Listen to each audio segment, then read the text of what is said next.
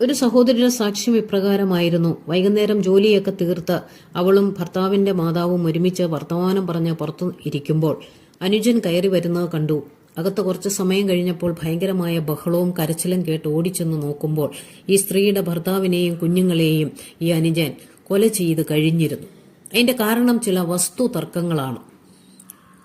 അയാളെ അപ്പോൾ തന്നെ പോലീസ് അറസ്റ്റ് ചെയ്ത് കൊണ്ടുപോയി. ഈ സ്ത്രീ ഒരു ഭ്രാന്തിയെ പോലെയായി മാനസികമായി തകർന്ന് വളരെ ബഹളം വെച്ച് ആരെയും ഒന്നിനെയും ശ്രദ്ധിക്കാതെ നിരാശപ്പെട്ട് ജീവിക്കുന്ന സമയത്ത് അവരുടെ ദേവാലയത്തിലെ പ്രാർത്ഥനാ കൂട്ടങ്ങൾ അവളുടെ അടുത്ത് ചെല്ലുകയും അവളോട് ഒരുമിച്ചിരുന്ന് പ്രാർത്ഥിക്കുകയും ചെയ്തു. അവളെ ചില കൗൺസിലിങ്ങിലൊക്കെ പങ്കെടുപ്പിച്ചു. അങ്ങനെ കൗൺസിലിംഗ് നടന്നുകൊണ്ടിരിക്കുമ്പോൾ അവളോട് ഒരാൾ പറഞ്ഞു, നിന്റെ ഭർത്താവിന്റെ അനിയനോട് നീ ക്ഷമിച്ചെങ്കിൽ മാത്രമേ നിനക്ക് പൂർണ്ണമായ വിടുതലും സന്തോഷവും ലഭിക്കുകയുള്ളൂ എന്ന് പറഞ്ഞു. അത് എളുപ്പമുള്ള കാര്യമല്ലെങ്കിലും അവൾ അതിനുവേണ്ടി മനസ്സിനെ പാകപ്പെടുത്തി അനിയനോട് ക്ഷമിക്കാൻ തീരുമാനിച്ചു. അങ്ങനെ ജയിലിൽ പോയി അനുജനെ കണ്ടു.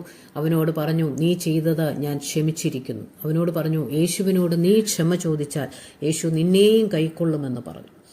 അങ്ങനെ അവിടുന്ന് പിരിയുമ്പോൾ അവൾക്കൊരു കാര്യം മനസ്സിലായി. അനുജൻ ഏതോ ഒരു രോഗത്തിൽ വലിയ ബാധിതനാണ്.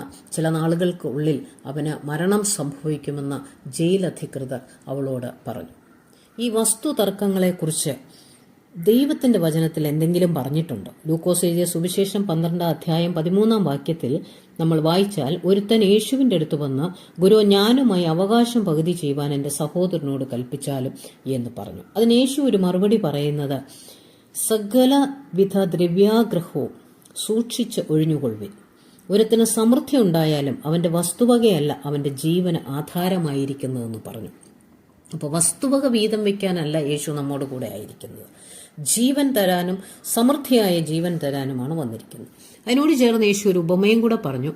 ഒരു മനുഷ്യന്റെ കൃഷിഭൂമിയൊക്കെ വിളഞ്ഞു, ധാരാളം ധാന്യം ലഭിച്ചു, കളപ്പുരകളൊക്കെ പൊളിച്ച് അയാൾ ഈ വർഷം ഉണ്ടായ ധാന്യവും എല്ലാം നിറച്ച് വിളവൊക്കെ നിറഞ്ഞു കൂട്ടി വെച്ചിരിക്കുന്നത് കൊണ്ട് അയാൾ അയാളോട് തന്നെ പറഞ്ഞു, നിനക്ക് ഏറിയ ആണ്ടുകൾ മതിയായ അനവധി വസ്തുവക സ്വരൂപിച്ചു വെച്ചിരിക്കുന്നു, ആശ്വസിക്കുക, തിന്നുക, കുടിക്കുക, ആനന്ദിക്കുക എന്ന് അയാൾ പറഞ്ഞു.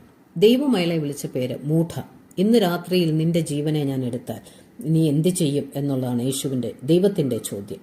യേശു അവസാനം പറയുന്നു, ദൈവ വിഷയമായി സമ്പന്നനാകാതെ തനിക്ക് തന്നെ നിക്ഷേപിക്കുന്നവന്റെ കാര്യം ഇങ്ങനെയാകുന്നു. നമ്മുടെ ജീവിതത്തിൽ ഓർക്കാം, നമ്മൾ ദൈവ വിഷയമായി സമ്പന്നരാണ്. അതിനുവേണ്ടിയുള്ള ഒരു താല്പര്യം നമ്മുടെ ഉള്ളിലുണ്ടോ? അതിനായിട്ടാണോ നമ്മുടെ പ്രാർത്ഥന? നമുക്ക് എത്ര വസ്തു കൂടുതലുണ്ടായാലും കുറവുണ്ടായാലും അതിനെ അനുഗ്രഹിച്ചു തരാൻ ദൈവം മാത്രമേ ഉള്ളൂ. ദൈവത്തിനെ അത് കഴിയൂ. അതുകൊണ്ട് നമുക്ക് ദൈവ വിഷയമായി സമ്പന്നരാകാം. അങ്ങനെ നമ്മുടെ സാക്ഷ്യ ജീവിതം നിലനിർത്താം.